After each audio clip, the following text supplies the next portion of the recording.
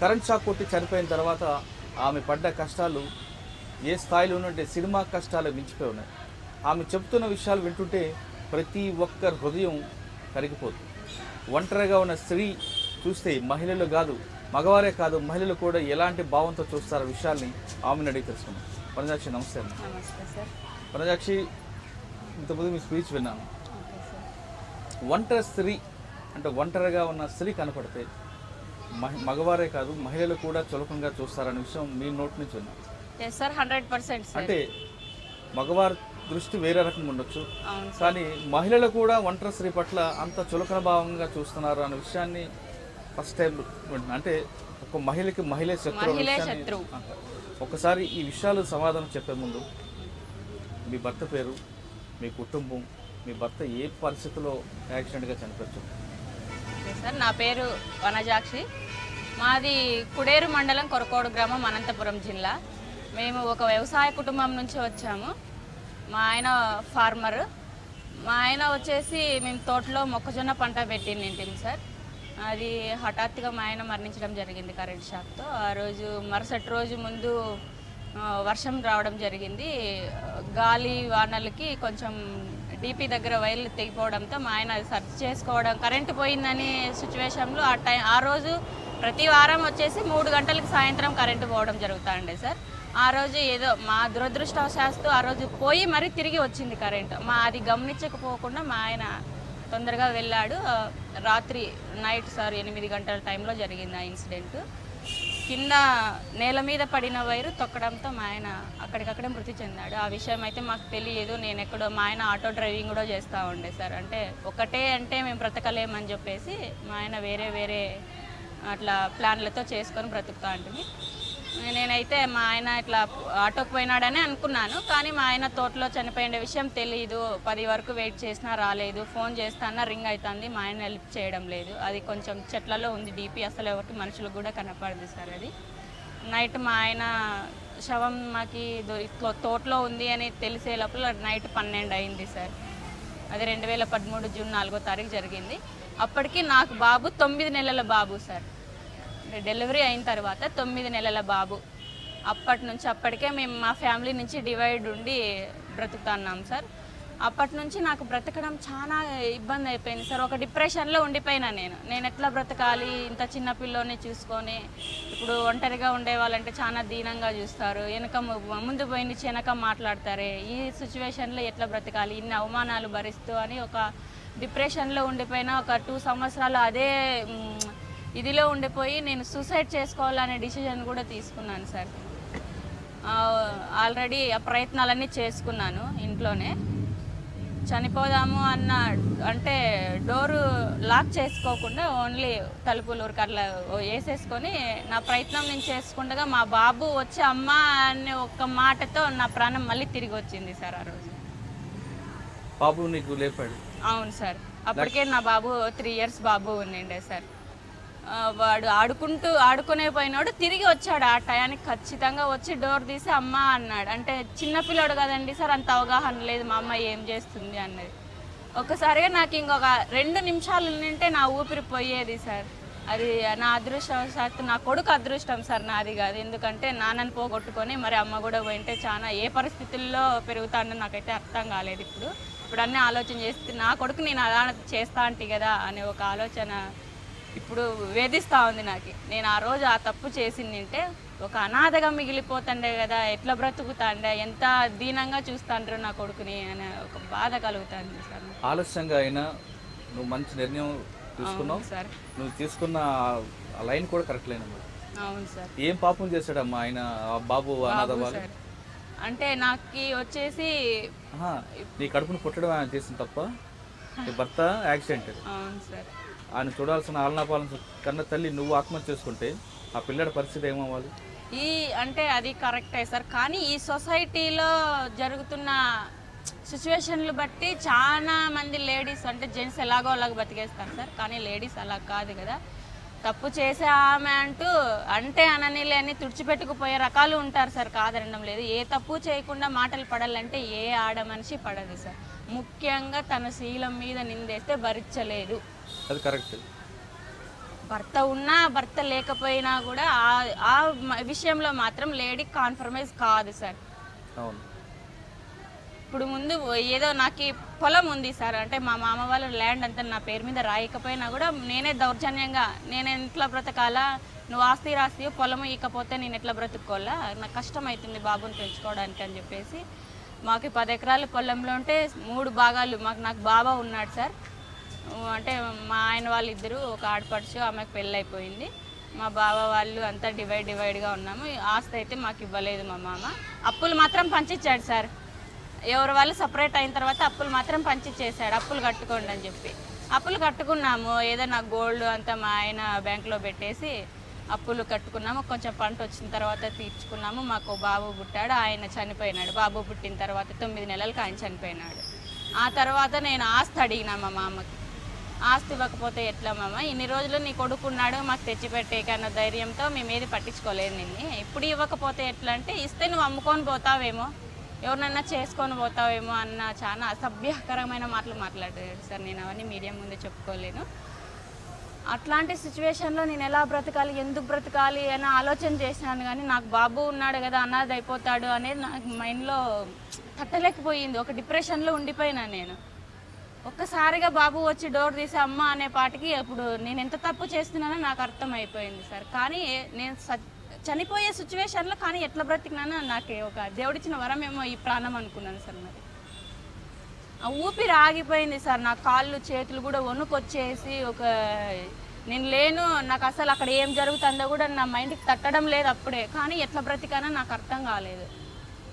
ఇంతవరకు నా తల్లిదండ్రికి కూడా చెప్పని నిజం ఈరోజు మీడియా ముందు నేను బయట పెడుతున్నాను సార్. అది మీ బాబు అదృష్టం. మా బాబు అదృష్టం సార్ అది. అమ్మ నాన్నకు చెప్తే కూడా ఏం భయపడతారో ఏమో అని చెప్పేసి ఇంతవరకు కూడా అమ్మ నాన్నకు కూడా చెప్పలేదు ఈ విషయం. నేను అత్త మామలు అంటే ఎలాగో కేర్ తీసుకోరు, వాళ్ళని వదిలేసేసినాను సార్. నాకు లేరు, చనిపోయినారు అనుకున్నాను. తర్వాత వాళ్ళు మీ మామ అంటే అసభ్యకరంగా మాట్లాడారంటారు, మరి మీ అత్తగారు కూడా ఎందుకు? ఆమె కూడా మామకే సపోర్ట్ చేస్తుంది సార్. అంటే ఇద్దరు భార్యాభర్తలు అన్న తర్వాత భర్త మాట భార్య సపోర్ట్ చేస్తుంది, కానీ నాన్న నుంచి ఎలా ఆలోచన చేస్తుంది ఆమె? ఒక స్త్రీ, ఆమె అర్థం చేసుకోవాల్సింది, కానీ ఆమె హృదయం ఎందుకు కనికరంగడలేదు నాకైతే అర్థం కాలేదు ఇప్పటి వరకు కూడా. అంటే ఏ విధంగా మీకు వేధిస్తున్నారు? నేనేమైనా ఆస్తి గురించి అడిగితే నువ్వు దాన్ని అమ్ముకొని పోతావేమో, లేకపోతే ఎవరన్నా పెళ్లి చేసుకొని పోతావేమో. నేను అక్కడే ఉన్నాను సార్, మా మామ వాళ్ళ ఊరిలో 3 years ఉన్నాను మా ఆయన చనిపోయిన తర్వాత. మా మామ ఆస్తి గురించి ఇట్లనే మాట్లాడితే, నువ్వు అసలు ఈడ ఎందుకున్నావు, ఈ ఊర్లో ఎందుకున్నావు, నువ్వు వేరే ఎవరితో అక్రమ సంబంధం పెట్టుకొని ఈ ఊర్లో ఉన్నావు, లేకపోతే నీకు ఇక్కడ ఏం పని ఉంది అన్నాడు. నేను అప్పుడు ఏం మాట్లాడాలా సార్? వాళ్ళ పెద్దవాళ్ళకి మర్యాద ఇవ్వాలా? ఆ మాట అన్నానికి చంపబగలు కొట్టేలా? పోలీస్ కంప్లైంట్ ఇవ్వాల్సిందే. పోలీస్ అంటే మేనమామ సార్ నాకు, మా మామ అమ్మ వాళ్ళ అన్న. ఒక మేనకోడలు ఇట్లా చేసిందని ఊర్లో మంచి చెడ్డ అంటే, మన సిటీస్లో అయితే ఇట్లాంటివన్నీ ఏం పట్టించుకోరు సార్. పల్లెటూరులో అంటే ఒక పాపులర్ ఇష్యూ అయిపోతుంది సార్ ఇది. వాళ్ళ నుంచి నా మర్యాద నేను కూడా పోగొట్టుకోవాలి కదా. ఇప్పుడు ఏదో 10 మందికి తెలిసింది, ఆ 10 మంది 100 మందికి చెప్పుకుంటే బాగోదు, నా పరువే పోతుంది కదా అనే ఒక ఆలోచనతో నేను స్టాప్ అయిపోయినాను సార్. కేసు పెట్టడం అంటే ఏం పెద్ద సంగతి కాదు. ఈ పాటికి నా ఆస్తి కూడా లాక్కునేదాన్నే నేను. తర్వాత ఎలా జరుగుతుందమ్మా? మీ భర్త చనిపోయారు, మామ ఆస్తి ఇవ్వలేదు, అప్పులైతే నీకు వాటా కలిపారు, మరి కుటుంబ పోషణ ఎలా జరుగుతుంది? నేను ఒక 2 years వరకు పొలంలో పనులు చేసుకునే బ్రతుకుతున్నాను సార్. అంటే కూలి పోయి అట్లా చేసుకున్నాను సార్. నేను మా అమ్మ వాళ్ళు ఇంటికి వచ్చినాను సార్. మళ్ళీ మా బాబు చదువు కోసమని, అక్కడ దూరం అవుతుంది సార్ స్కూల్కి పంపించడానికి, చిన్న పిల్లాడు ఇబ్బంది పడతాడని చెప్పేసి నేను అమ్మ వాళ్ళ ఇంట్లో ఉన్నాను. అప్పుడు కేశవరెడ్డి స్కూల్లో వడియంపేట బ్రాంచ్లో నర్సింగ్గా ఉండేంటి సార్ ఒక 1.5 year.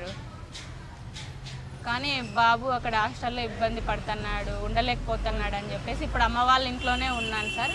భానుజ మేడం గారు రెడ్ సంస్థ ద్వారా మా ఊర్లో సమాచార కేంద్రం అని ఓపెన్ చేసినారు సార్. అందులో నన్ను పెట్టేశారు శాలరీ ఇస్తూ. ఆ విధంగా నేను ఇప్పుడు బ్రతుకు కొనసాగిస్తున్నాను సార్. నేను ముందులో ఒక మాట చెప్పావమ్మా, ఒంటరిగా ఉన్న స్త్రీని చూస్తే మగవారితో కాదు మహిళలకు కూడా చులకనాను. అవును సార్. చెప్పడమే కాదు, దాని అనుభవం కూడా నువ్వు అనుభవించాను సార్. అనుభవించి దాన్ని ఎలా ఎదుర్కొన్నావు అన్నది కూడా చెప్పుకోవచ్చు. మీలాగా చాలా మంది మహిళలు ఆ సమస్య నుంచి బయటపడలేక ఆత్మహత్య చేసుకుంటారు. అవును సార్. ముఖ్యంగా మైండ్ రీజన్ ఇదే సార్. ఇప్పుడు ఫర్ సపోజ్కి ఏదైనా నాకు వ్యవసాయ పరంగానే కానీ ఒక సపోర్ట్ లేని చేయలేను కదండి సార్. ఏదో చిన్న చిన్న పనులు అయితే చేసుకోగలను, కొంచెం హెవీ బరువు పనులు అయితే చేసుకోలేను. అలా అని చెప్పి ఏదైనా ఒక వాళ్ళతో మాట్లాడి అన్న నా పరిస్థితి ఇట్లా ఉంది, నాకు కొంచెం సహాయం చేయండి ఏదైనా అంటే వాళ్ళు మనకి ఏమీ సహాయం ఊరికే చేయరు సార్. డబ్బులు ఇచ్చైనా చేయించుకోవాలి, ఎట్లో అట్లా చేసుకోవాలి కదా పంట పెట్టిన తర్వాత అని చెప్పేసి మాట్లాడినాను. వాళ్ళ దగ్గర కలిసి మాట్లాడినాను. ఎందుకు మాట్లాడుతుంది అతనితో, ఏం పనండి మాట్లాడతా అక్కడ కూడా సార్.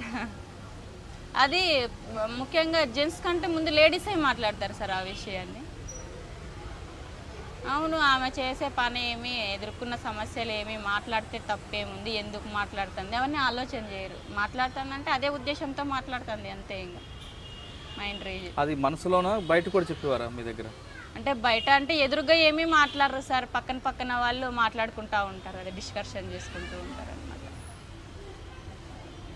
ఇంకొకటి వేరే ఏమన్నా కూడా ఇప్పుడు ఇంటి పక్కన వాళ్ళకి జెంట్స్ కానీ ఎవరైనా కానీ సార్ తక్కువ చూపు చూడడం. భర్త లేడు అంటే ఏదో వాళ్ళకు లొంగుతారేమో అన్న వాళ్ళ చూపులు, వాళ్ళ బిహేవియర్, ఆడదాని మనస్తత్వము, ఆడపిల్లకున్న కంటి చూపు విలువ 1 కిలోమీటర్ దూరంలో ఉన్న మగవాడి వాళ్ళ ఎక్స్ప్రెషన్స్ కూడా కనిపెట్టే కెపాసిటీ ఆడపిల్లకు ఉంటుంది సార్. అది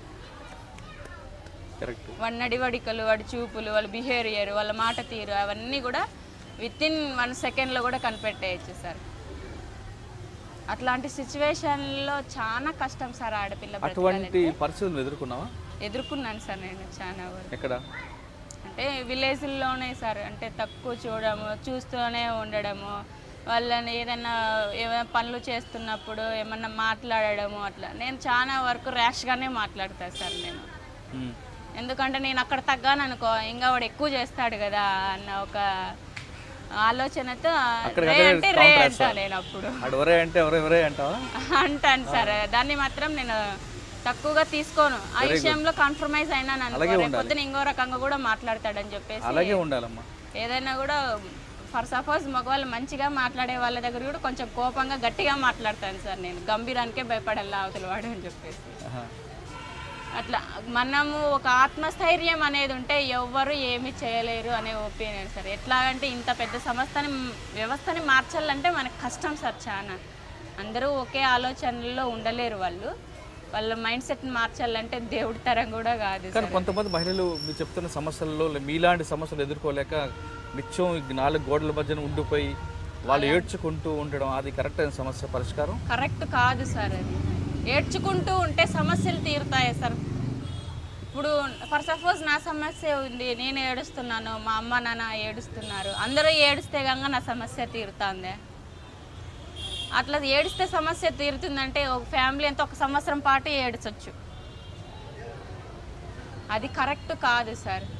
అది బాధ, ఒక భర్త లేడు అన్న బాధ మాత్రం ఎవ్వరు పూడ్చలేనిది. అది ఒక తల్లిదండ్రి అయినా కావచ్చు, అన్నదమ్ములైనా కావచ్చు, అక్క చెల్లెళ్ళైనా కావచ్చు, అత్తమామలైనా కావచ్చు, ఎవరైనా కావచ్చు, ఆ లోటు మాత్రం ఎవ్వరు తీర్చలేరు. కొంతమంది మగవాళ్ళు మహిళ చనిపోయిన వెంటనే పిల్లలు చేసుకుంటుంటారు. అది చేసుకుంటారు సార్. వాళ్ళు మహిళలు ఎందుకు ఆ బాటలో వెళ్ళకూడదు? వెళ్ళలేరు సార్. ఎందుకంటే పిల్లల గురించి ఆలోచన చేస్తారు సార్. మెయిన్ రీజన్ పిల్లలు. చేసుకోవచ్చు వేరే వాడిని. ఇప్పుడు పిల్లలు వాళ్ళ నాన్న చూసుకునేలాగానే ఇంకొక పర్సన్ ఎలా చూసుకుంటాడు సార్? వాళ్ళని చూసుకోలేడు. ఎందుకంటే మరీ తన పుట్టబోయే పిల్లల మీద ఒక ప్రేమ చూపిస్తాడు, ఈ పిల్లల మీద ఒక ప్రేమ చూపిస్తాడు. తల్లి మనసు అది భరించలేదు సార్. కానీ మగవాడు మాత్రం చేసుకోవచ్చు. వాళ్ళకి ఎందుకు అది ఆ రైట్స్ ఇచ్చారో నాకైతే అర్థం కాలేదు. అది ఇప్పుడు మీరు మొత్తం భర్త చనిపోయిన తర్వాత మీకున్న ధైర్యంతో ఇటు అత్తమామలు ఎదిరించుకుంటూ సమాజంలో ఎవరైతే మీ వైపు చెడు చూపులు వాళ్ళని గట్టిగా ఫైట్ చేసుకుంటూ వస్తున్నామా? అవును సార్.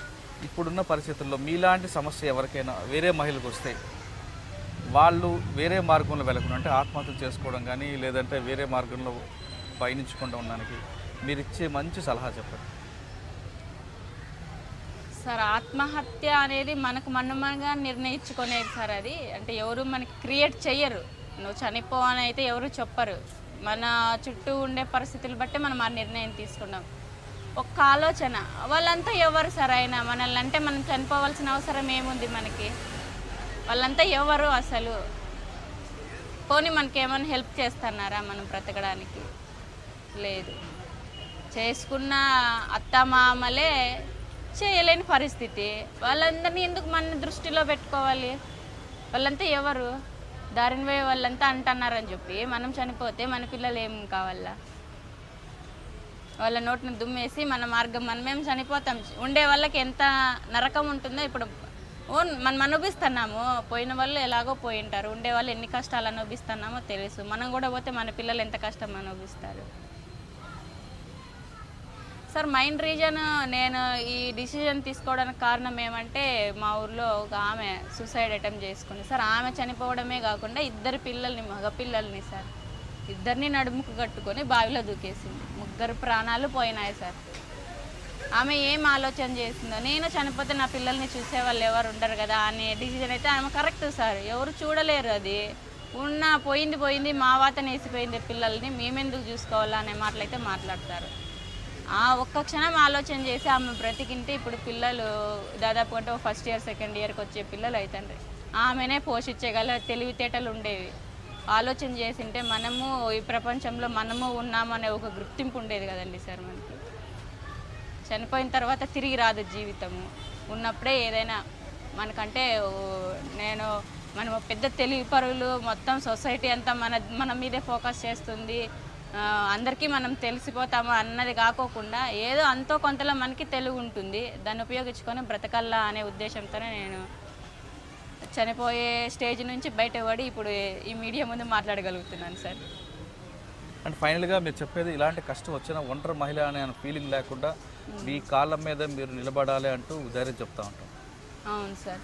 ఏ పనైనా సరే ఇప్పుడు అందరూ చదువుకున్న వాళ్ళే ఉండరు, అందరూ ఎంప్లాయ్మెంట్ కలిగిన వాళ్ళే ఉండరు, కూలి చేసుకునే వాళ్ళు ఉంటారు, పొలం ఉంటే వాళ్ళు పొలం చేసుకొని బ్రతికే వాళ్ళు ఉంటారు, లేదంటే ఒక కుట్టు మిషన్ ఏదో ఒకటి. మనం బ్రతకాలంటే 1,00,000 మార్గాలు ఉన్నాయి సార్. అంటే అందరికీ అన్ని దాని మీద అవగాహన ఉండదు. మనకి ఏదైతే ఏ దాని మీద అవగాహన ఇంట్రెస్ట్ ఉంటుందో దాన్ని ఎంచుకొని దాని ద్వారా మన మార్గం చూసుకోవాలి. కానీ నాకు పనులు అది ఇది అని పోతే మాత్రము ఇంకా వెనుకబడిపోతే మాత్రం ముందుకు సాగలేము సార్. మనకి ఏదైతే ఒక్కదాని మీద అవగాహన ఉంటుంది, ప్రతి ఒక్కరికి ఒక దాని మీద టాలెంట్ ఉంటుంది, ఆ టాలెంట్ని ఉపయోగించుకొని బ్రతకాలనుకుంటున్నాను. భర్త చనిపోతే భార్య ఒంటరి, అత్తమామలు చూడపోతే ఆ మరీ ఒంటరి అన్న భావం నుంచి బయటికి రావాలంటున్నారు వనజాక్షి. మనం ఆత్మహత్య చేసుకుంటే మన పిల్లల పరిస్థితి ఏ విధంగా ఉంటుందంటూ ఒక్కసారి ఆలోచన చేయండి అంటున్నారు ఆమె వనజాక్షి.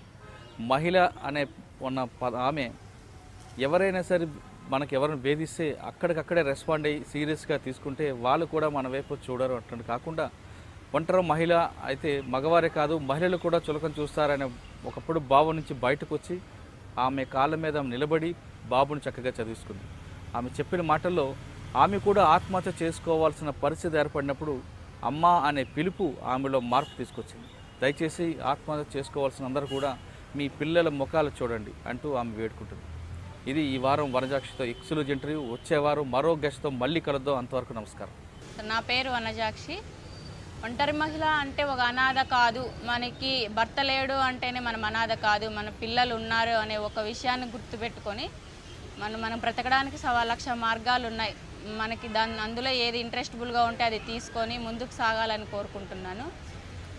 ముందు ఆత్మహత్య అనేది పక్కన పెట్టేసి మనం బ్రతకాలి, ఎందుకోసం బ్రతకాలి, మన పిల్లల కోసం బ్రతకాలి. కాబట్టి అది దృష్టిలో పెట్టుకొని ఆత్మహత్య చేసుకునే వాళ్ళందరికీ నేను ముఖ్యంగా ఇది చెప్పదలుచుకుంటున్నాను.